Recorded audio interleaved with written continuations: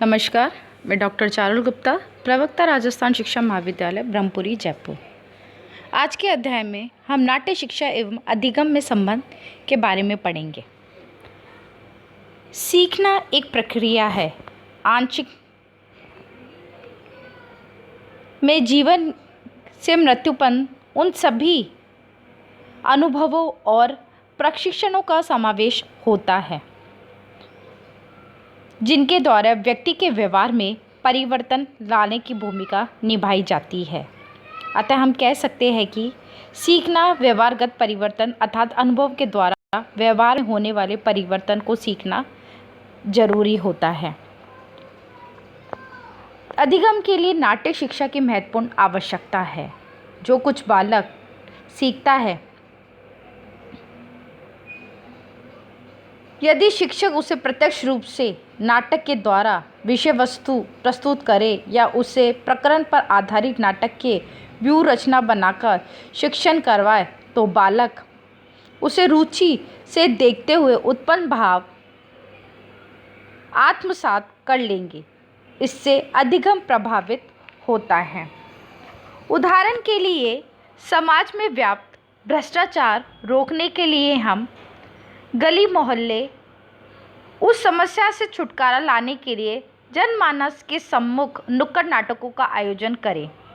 समस्या को दूर करने का प्रयास कर सकते हैं। इस तरह से कि समस्याओं को हम पुस्तकों के द्वारा पढ़कर हम दूर नहीं कर सकते बल्कि समस्या का प्रत्यक्ष चित्रण व्यवहार में दिखाकर उससे होने वाले दुष्परिणामों को सामने रखकर उसे दूर करने के लिए हम प्रेरित कर सकते हैं। नाट्य शिक्षा द्वारा अधिगम सीखने के द्वारा व्यवहार के सभी क्षेत्रों ज्ञानात्मक, क्रियात्मक एवं भाषात्मक में आवश्यक परिवर्तन लाए जा सकते हैं। नाटक ही एक ऐसा उत्कृष्ट साधन है जो अध्यापकों को बच्चों के साथ अपनापन स्थापित करने तथा उनके आंतरिक विचारों एवं भावनाओं को समझने में सहायक होता है। शिक्षक और छात्रों के बीच ये अपनत्व स्कूल की सभी क्रियाओं के समाधान पे सहायक सिद्ध होते हैं। नाट्य शिक्षा के अंतर्गत सभी प्रकार के पात्रों का अभिनय बच्चों को स्वस्थ आत्म अभिव्यक्ति के अवसर प्रदान करता है। दुष्ट पात्रों की भूमिका निभाने भी उपयोगी हो सकता है क्योंकि इससे बच्चों में आक्रामकता, घृणा तथा अन्य अवांछनीय भावनाओं का विकास होता है जिनके रहने से पैदा हुई घुटन हानिकारक होती है। बच्चे की इस क्रीड़ा से अक्सर उनकी दुर्भाग्यपूर्ण घरेलू परिस्थितियों तथा अन्य कारणों का आभास मिल जाता है और उनको दूर करने का यह अवसर प्रयास करने को तत्पर होता है। इससे उसका अधिगम व्यवहार परिवर्तन होता रहता है। विद्यालयों में नाटक का अभ्यास शून्य कालांश प्रधान सभी अथवा माध्यमादि में किया जाता है। कलाएं सृजनात्मक विधि से पढ़ाई जाए तो वे व्यक्ति के विकास में सहायक हो सकती है। स्वयं करके सीखना जानने की भावना नाटक के माध्यम से पूर्ण हो जाती है। अंग्रेजी, संस्कृत, हिंदी, उर्दू, पंजाबी इत्यादि हमारी क्षेत्रीय भाषाओं का साहित्य बहुत ही समृद्ध है। इसका ज्ञान विभिन्न भाषाओं के साहित्य के लिए गए मूल्य अथवा अनुवादित नाटकों में मंचन द्वारा पढ़ने से हो जाता है। नाटक मंचन से वस्त्र सज्जा, रूप व केश सज्जा, आभूषण, संवाद शैली, आंगिक वाचिक, अभिनय आदि के माध्यम से छात्र नाटक को कलात्मक पक्ष को भी अच्छी तरह से समझ जाता है और अपने व्यवहार में परिवर्तन करता रहता है। इस प्रकार नाट्य शिक्षा केवल मनोरंजन प्रधान ही नहीं होता, वह छात्रों को सीखने के लिए नवीन अवसर भी उपलब्ध कराता है। अब है समस्याओं को नए तरीके से सामने लाने में नाट्य का दबाव।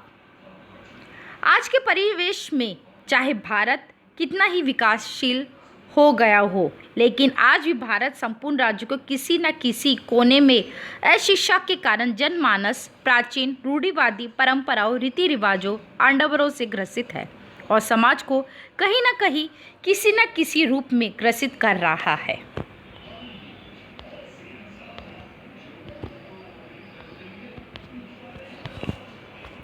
समस्याओं का निराकरण करने के लिए हमें युवाओं को आगे बढ़ाना है। युवाओं को प्रोत्साहित करने के लिए हमें विद्यालय शिक्षा में नाट्य शिक्षा को बढ़ावा देना होगा।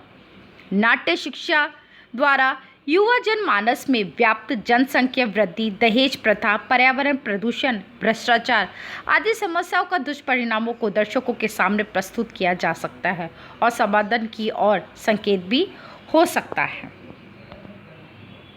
नुक्कड़ नाटक अपने साधारण और प्रत्येक प्रदर्शन की वजह से जनमानस के बीच आसानी से पहुंच जाता है, लेकिन किसी भी निकट में कर सकते हैं। समाज में कई सूचनाओं का प्रसार करने वाली नवचारे किसी परिस्थिति से समाज को अवगत कराने और मनोरंजन के साथ साथ नुक्कड़ नाटकों का आयोजन किया जाता है। इस प्रकार का नाटक कम खर्चीला होने के कारण हर कोई व्यक्ति उसको देखता है और समाज में व्याप्त होने वाले दुष्परिणामों से, बुराइयों से अवगत कराता है। व्याप्त समस्याओं को नए तरीके से समझाने के लिए नाट्य दबाव की महत्व आवश्यक है, जिससे व्यक्ति अपने व्यक्तित्व को समझाता हुआ देश को विकासशील बनाने में तत्पर रहे। धन्यवाद।